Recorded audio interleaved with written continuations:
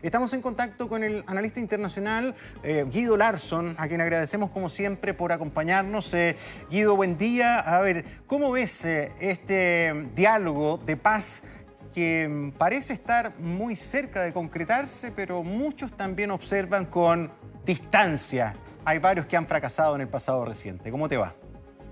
Hola, ¿qué tal? Gracias por invitarme. Sí, mira, lo observo con efectivamente ciertos matices. Yo creo que hay que distinguir este acuerdo como un acuerdo de cese al fuego respecto de un acuerdo de potencial paz entre dos estados que convivan pacíficamente uno al lado del otro.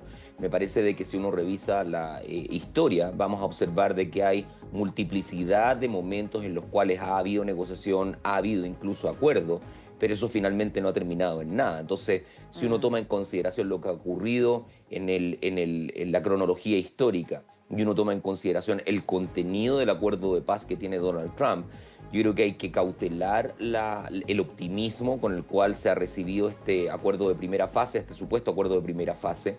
Hay muchas cosas creo que pueden salir mal.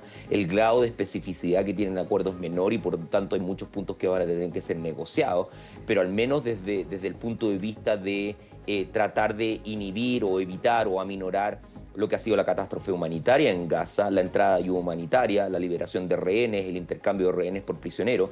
Creo que es un primer paso que cabe valorar, pero cabe tomar efectivamente, como tú dices, Gonzalo, cierta distancia en términos de que esto pueda ser un primer paso para una paz más garantizada en el futuro. Sí, Claro. pero no, por favor, Fran, dale. No, dale. No, es que quería preguntarle a Guido cómo él sigue todos estos temas siempre por varios años.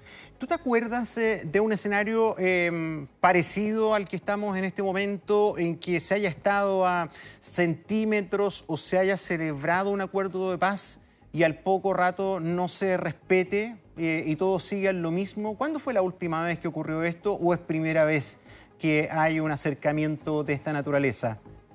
No, han habido varios. Lo primero que se me viene a la cabeza es el acuerdo posterior a la operación Hierro Fundido, el 2008-2009, que también implicó grados importantes de violencia sobre Gaza. Hay un acuerdo de cese al fuego y el acuerdo de cese al fuego tiene una duración de algunos años, después de lo cual se cae en la operación militar también sobre Gaza, frontera protectora o frente protector, que se llamó esa operación, iniciando una vez más las operaciones. De hecho, si uno va no solamente a acuerdos sobre Gaza, sino que toma acuerdos más amplios, uno va, por ejemplo, a Oslo, el famoso acuerdo de Oslo del año 93-94, que se aplica sobre Cisjordania, pero que en último término tampoco permite levantar un Estado palestino. Y si uno va a acuerdos más bien recientes, recuerden, por ejemplo, el primer mandato de Donald Trump, donde se firman los famosos acuerdos de Abraham, que trata de reconfigurar la zona de Medio Oriente con vistas a una paz definitiva, pero finalmente eso queda en nada. Entonces, por eso yo aludía finalmente a la cronología histórica, porque es cierto, esto eventualmente puede cambiar la orientación que ha tenido ese conflicto, pero hay que ser muy cuidadoso en términos de tomar en consideración toda la serie de eventos previos que finalmente han fracasado por muy distintas razones, y por eso hay que tomar esta primera fase con cautela, y es de esperar que las personas que están detrás del proceso de negociación y particularmente aquellos que están detrás del proceso de ejecución lleguen a acuerdos mínimos para tratar de sentar las bases para una paz definitiva. Sí, es bien complejo porque si vamos a las bases también respecto al conflicto israelí-palestino, no solamente israelí con Hamás, hay temas que no se han podido solucionar en décadas. Estamos hablando de que si bien, claro, Israel hoy día tiene que aprobar, su gabinete tiene que aprobar si efectivamente aprueban o rechazan este plan de Donald Trump. En el caso de aprobarlo, tendrían que de alguna manera reconocer que va a continuar la existencia de Hamás, algo que obviamente el ala más de extrema derecha del gabinete de Netanyahu aborrece por completo. Ellos dicen que no puede ni siquiera existir un Estado palestino, ni siquiera sacando del panorama a Hamás, el Estado palestino tampoco puede existir. Por el otro lado, para Hamás, una de sus misiones dentro de su formación es que el Estado israelí no puede existir, es decir, son incompatibles la existencia de ambos estados.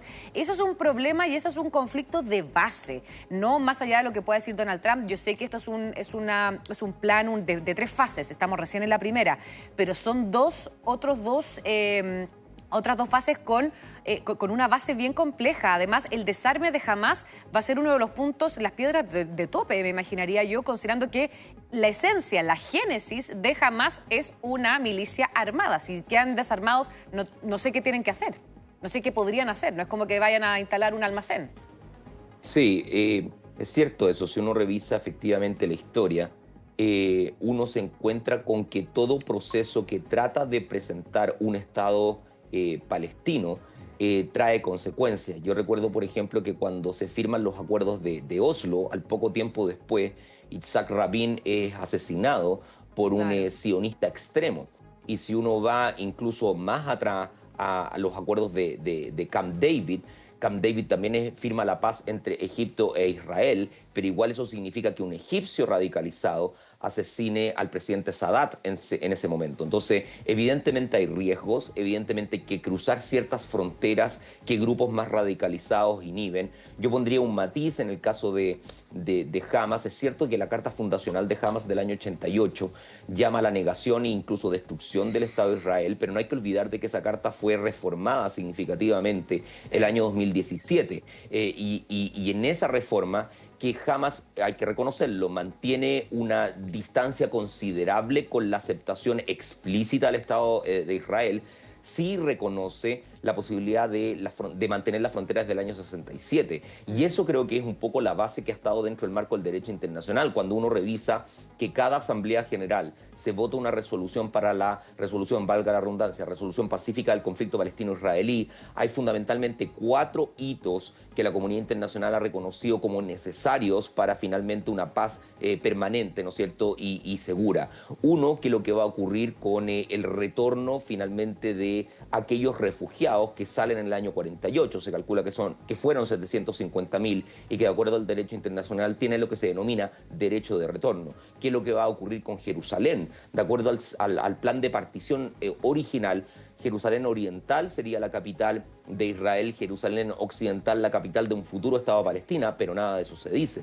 ¿Qué lo va a ocurrir con las fronteras definitivas? Si vamos al año 67, esas fronteras de facto no existen porque han habido procesos de colonización. Y un poco la insinuación de la pregunta tuya, ¿qué es lo que ocurre ideológica, política o religiosamente cuando uno constata que hay organizaciones que tienen muchas reservas con la posibilidad de tener por el lado digamos, del radicalismo palestino un Estado de Israel conviviendo en paz y desde el lado de posiciones extremas dentro de Israel la misma posibilidad de un Estado palestino que se levante en pie? Entonces, claro, son muchos los obstáculos que hay que tratar de sortear. Creo que esta primera fase es un elemento que hay que celebrar, evidentemente, por la entrada de ayuda humanitaria, liberación de rehenes, etcétera, pero falta mucho para empezar realmente a visorar la posibilidad de una paz permanente entre esos 12 pueblos. No hay una firma, ¿verdad?, una cosa escrita, un acuerdo ya oleado y sacramentado, los enfrentamientos no se detienen.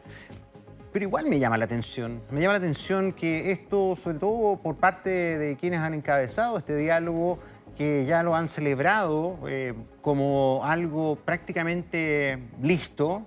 Me refiero a Naciones Unidas, al presidente Macron, que se ha transformado en el representante de Europa en todo esto, bueno, al propio Trump desde ayer, a Turquía, a los Emiratos, a Qatar, en fin.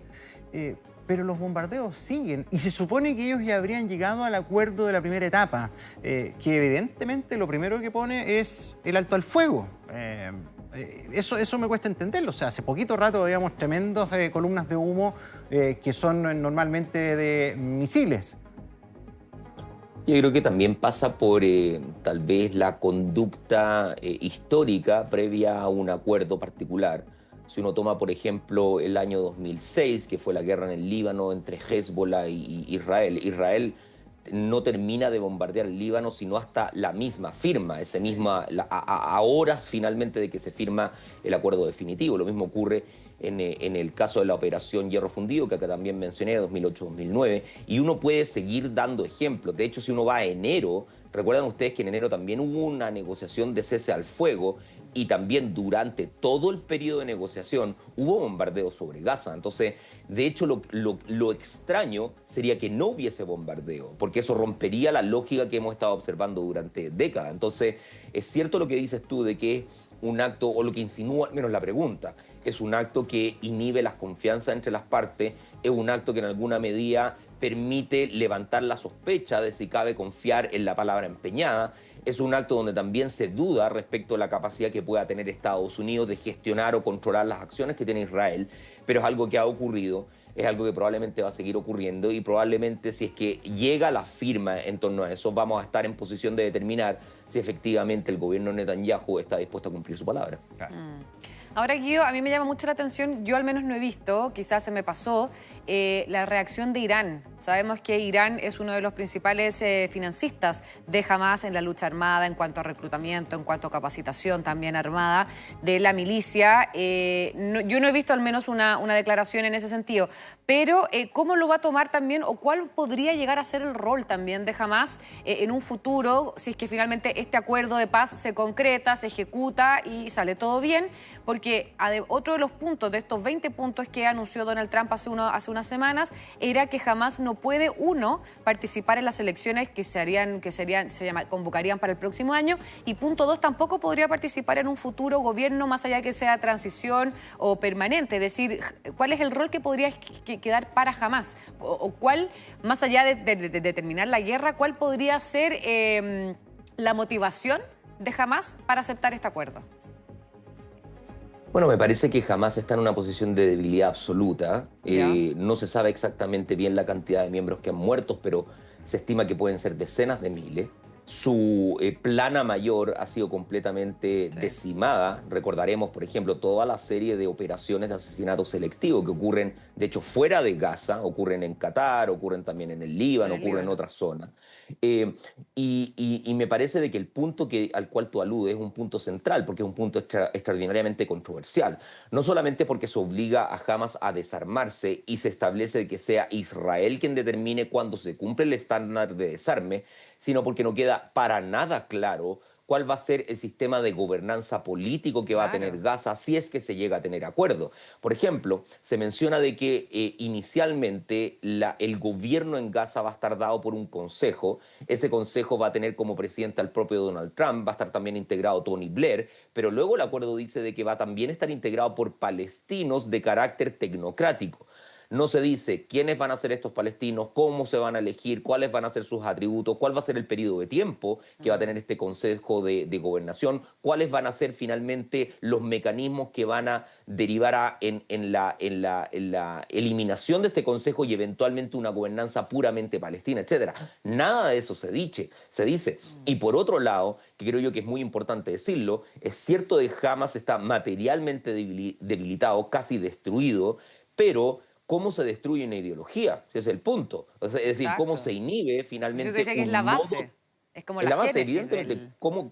¿Cómo se inhibe un modo de entender la realidad cuando uno toma en consideración que como mínimo han muerto 67.000 personas y como uno da cuenta de que hay jóvenes cuya familia en su totalidad ha sido destruida? Entonces la pregunta que yo hago es, ¿cómo ese joven no va a ser radicalizado en el futuro cuando sus hermanos, sus primos, sus tíos, su madre, su padre han sido muertos producto de bombardeo israelíes? Entonces, obviamente estamos en un escenario extremadamente delicado. Yo creo que hoy día Hamás debe retroceder debido a la urgencia humanitaria que básicamente es necesaria. Es decir, distintas agencias de derechos humanos, la propia Naciones Unidas ha dicho que está desarrollándose una hambruna en Gaza y que está pronto finalmente al colapso. Entonces hay un elemento de urgencia que tal vez obliga a Hamás a aceptar. Pero Hamás no va a desaparecer en términos de ideología. El tema del desarme es muy complejo y todo lo que acabamos de discutir respecto de la gobernanza está todavía en entredicho y debe ser negociado. Entonces, todo lo que yo he descrito creo que constata las dificultades que están por delante, celebrando obviamente esta primera fase, pero teniendo mucha cautela respecto de suponer de que esta primera fase da el pie para una paz definitiva entre ambos pueblos. Sí, otro de los grandes problemas de fondo, Guido, tal vez a diferencia de otras instancias de diálogo y negociaciones que no han sido fructíferas, es el factor Donald Trump. acá se ha puesto un plazo muy pequeño en horas, en días. Él fue lapidario con eso, o sea, si no había un pronunciamiento de Hamás durante el fin de semana hasta el domingo, acá las cosas se iban a endurecer otra vez y de manera definitiva. O sea, Estados Unidos siempre le ha dado un check a Israel para que haga todo esto, pero ahí habría una aprobación explícita de hágalo. Termine con todo esto. Entonces hay un reloj en contra, ¿no? Son negociaciones bajo mucha presión. Hamás no renuncia a sus principios políticos, a sus reivindicaciones. Quieren ser parte del gobierno transitorio de la segunda fase. Es muy complicado, como tú decías, el desarme de Hamás y hay muchas desconfianzas. Y lo otro es que también hay que ver en qué medida se van saliendo los efectivos militares de Israel, porque tampoco hay confianza en que eso se ejecute. La gran pregunta también es si se lograra el acuerdo de paz, ¿se le va a permitir a la gente que vemos en pantalla en vivo reingresar a la franja? Porque acá esto ha quedado desolado, destruido casi completo. Un 99% está en el suelo. Y se estima que la reconstrucción sería superior a los 60.000 millones de dólares, una friolera de plata, que aparentemente vendría desde el mundo de los árabes, ¿no? De las grandes fortunas que hay en Medio Oriente. Sí, mira, hay varias cosas ahí, Gonzalo. Sobre Donald Trump, yo también notaría que el modo psicológico de negociación de Donald Trump también es bastante extremo, pero hay muchas instancias donde Donald Trump retrocede una vez que se da cuenta de que sus estándares no se van a cumplir. Lo vimos en casos distintos, lo vimos por ejemplo con los aranceles. Él pone aranceles extremos y luego retrocede. Lo vimos, ojo, también con la guerra en Irán. Recuerda de que ellos decían, vamos a decimar por entero Irán. Bueno, finalmente hacen ataques selectivos contra algunas plantas de enriquecimiento, que hasta el día de hoy, digamos, no se saben si han sido destruidas por entero. Y no sería raro, creo yo, de que si no se cumple este cronograma de 72 horas, que es lo que dice el acuerdo, ¿no es cierto? Se liberan en 72 horas los rehenes y se intercambian por 250 prisioneros palestinos, más 1.700 gazatíes. Trump no vaya a recular. Puede ocurrir. Yo creo que estamos en una incertidumbre, también puede haber luz verde, creo que sería irresponsable decir de si va a ocurrir así o va a ocurrir así. Yo creo que estamos en una opacidad finalmente respecto de ese futuro. Y respecto a lo que tú decías sobre Gaza, déjame agregar un dato adicional. Si uno va al reporte de Comisión Independiente de las propias Naciones Unidas, que es esta comisión que de hecho califica lo que está ocurriendo en Gaza como un genocidio, agrega un elemento adicional y que tiene que ver, por ejemplo, con el cálculo respecto de cuándo Gaza podría estar en pie. Se piensa de que se va a tomar mira lo que voy a decir, entre 10 a 15 años en remover los escombros de Gaza. Estamos hablando de una década y media simplemente para remover la totalidad de escombros que tiene Gaza. Entonces, eso ya te pone un punto cronológico en el futuro que es demasiado adelante en el futuro para poder tener cierta dimensión respecto a cómo las cosas podrían ir ocurriendo. Y luego viene también, muy importante, el retiro israelí. Han habido circulación de algunos mapas, pero esos mapas siempre encuentran un perímetro desde dentro de la propia Gaza. Entonces cabe también hacer la pregunta de si Netanyahu está dispuesto a retroceder por entero, salir de las fronteras realmente de Gaza, o si quiere generar corredores internos para garantizar su seguridad. Todo eso va a ser ámbito de la negociación y muestra una vez más toda la serie de puntos de fricción posible que puede tener un acuerdo. Sí, de hecho, Guido, qué bueno que mencionaste el tema del mapa, porque nosotros tenemos un mapa acá que queremos proyectar en nuestro wall para que tú nos puedas ir explicando también si es que finalmente esta disminución progresiva de las tropas israelíes en territorio gazatí tiene algún futuro. Ahí lo vamos a proyectar en unos segunditos más, porque considerando que estas fases son tres fases, o sea, este plan contempla tres fases. No sé, Guido, ¿tú puedes ver el mapa? Puedo ver, sí, ahora lo puedo ver. ¿Lo puedes ver ya? Claro, sí. Acá la línea azul dice que es el actual control de las fuerzas de defensa de Israel. Es decir, hasta acá, todo esto estaría desplegado las fuerzas de Israel. Es decir, hay una pequeña franja dentro de la franja de Gaza que efectivamente pueden estar los gazatíes. Entonces, podríamos decir, en el acuerdo de paz con el cese al fuego y con la liberación también de los rehenes, esto podríamos decir, se achicaría por parte de los israelíes hacia donde está la línea amarilla. Todo esto quedaría también en manos del ejército de Israel y se expandería un poco el territorio donde podrían estar los gazatíes. Luego, en la segunda fase, que es la parte roja, se achicaría entonces el control o el patrullaje, podríamos decir, de las tropas del ejército de Israel. Y ya finalmente, este es el punto que te quiero preguntar. Este perímetro, podríamos decir, temporal, si bien, pero que no tiene un tiempo definido, es decir, no tiene un plazo, son estas líneas acá más celestitas, pero con unas líneas negras. Este perímetro de control fronterizo dentro de la Franja de Gaza se va a mantener, nadie sabe cuánto tiempo, pero van a seguir estando las tropas de Israel dentro de la Franja de Gaza por varios meses. Es decir, ¿qué contemplaría que esto finalmente no se vuelva algo completamente definitivo? Bueno, eso es un poco las cosas que han estado ocurriendo en la historia, ¿vale? Es decir, se llega a un cierto tipo de acuerdo, ese acuerdo no contiene elementos de fiscalización y por ende entonces la frontera en el papel termina siendo sobrepasada por acciones de facto. Entonces, una de las críticas, particularmente desde el lado palestino, tiene que ver un poco con eso, de que ya ha habido muestra de que cuando se ha tratado de delimitar el mapa finalmente de la zona de operaciones, ya sea israelí o la extensión que puede tener el territorio palestino, de facto eso no ocurre. ¿Y por qué no ocurre? Porque no hay realmente un actor que permita dirimir las controversias territoriales que existen entre las partes. Ahora, se piensa que ese actor puede ser los Estados Unidos, pero nótese lo siguiente, Estados Unidos ha articulado un plan después de haber apoyado con 30.000 millones de dólares a Israel desde que Donald Trump toma el poder. Uno podría decir, bueno, es que Donald Trump es un gobierno distinto, etcétera, pero mantuvo la continuidad con el gobierno de Biden.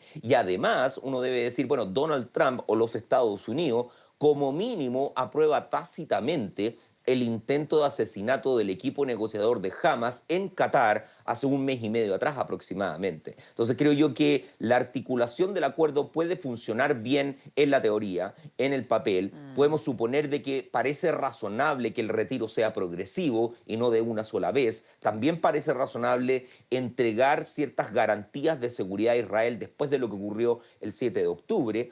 Pero no queda claro cuáles van a ser los mecanismos cuando haya controversias, que las van a haber. Porque obviamente si uno tiene esa zona un tanto oscurecida, que es el perímetro final, bueno, la pregunta es qué es lo que ocurre si un tanque israelí sobrepasa en 5 metros el perímetro, o en 10 metros el perímetro, o eventualmente en 20 metros el perímetro. ¿Quién actúa ahí?